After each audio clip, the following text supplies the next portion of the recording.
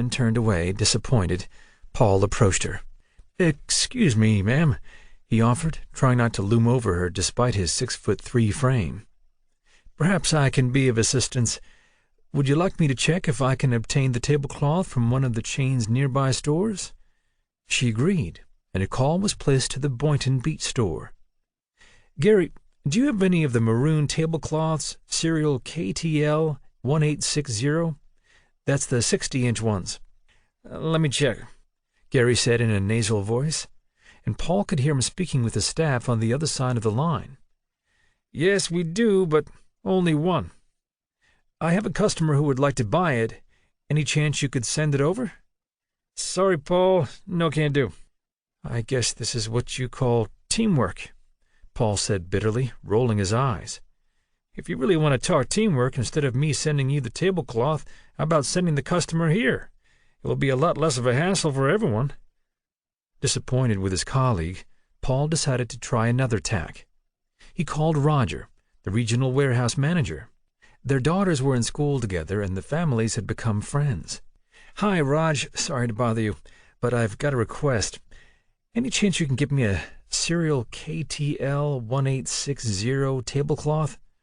"Sure, Paul. I can add it to your next shipment on Wednesday." "Thanks, Roger. Let me double-check with the customer, and I'll call you back."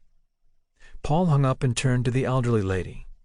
"Ma'am, I'm happy to inform you that the tablecloth can be here on Wednesday," he reported, with the best customer service smile he could muster.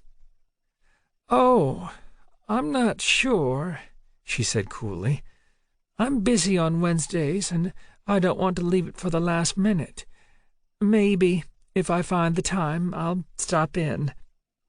Paul watched in dismay as she left the store, and cursed under his breath the fact that he had bothered to intervene. He had just intensified his catch-22.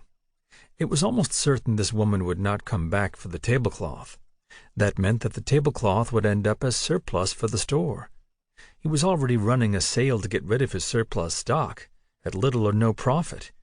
There was no need to fill the store with items that wouldn't move fast enough, but if he didn't order it and she came in, she would be so disappointed that he would not only lose a sale, but he would lose a customer. Risk losing sales or risk surpluses? This dilemma was drowning him. No wonder his store's profits weren't higher. If only he knew exactly what the customers would buy. He called Roger again. "Send me the tablecloth, please, Raj. I'll fill the special order form when I get back to my desk. I just hope someone will buy it." And then Paul added, "Roger, do you have a crystal ball in stock?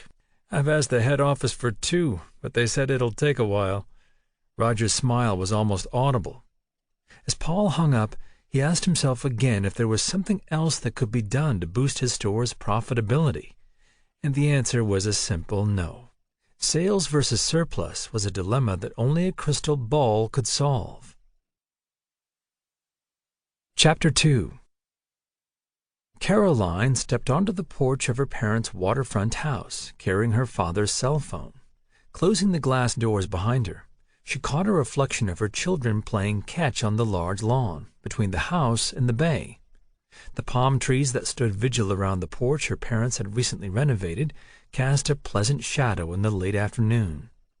Striding toward her father and his second-in-command, Christopher, Caroline passed behind her husband, Paul, who was deep in conversation with her mother and Christopher's wife, Jackie. "I thought the Muniz piece was extremely powerful," Lydia, Caroline's mother, said. "A wonderful tribute. It was arranged so well." Jackie turned to Caroline and asked, "Dear, did you get to the opening of the Miami Art Museum anniversary exhibit?" "No, I was abroad at the time," she replied. "I took Lisa and Ben to the show," Paul said, smiling. Pecking him on the cheek, Caroline added, "I think the kids enjoyed it." And then she walked toward the grill. "Dad, you're as forgetful as Ben," Caroline said, and handed Henry Aronson his cell phone. There were many resemblances between the two. The daughter had inherited his black hair and sharp brown eyes, as well as his stubborn determination. The stocky, charismatic man looked surprised at having forgotten the phone. "Did it miss me terribly?" he joked. Henry took a break from turning the burgers on the grill and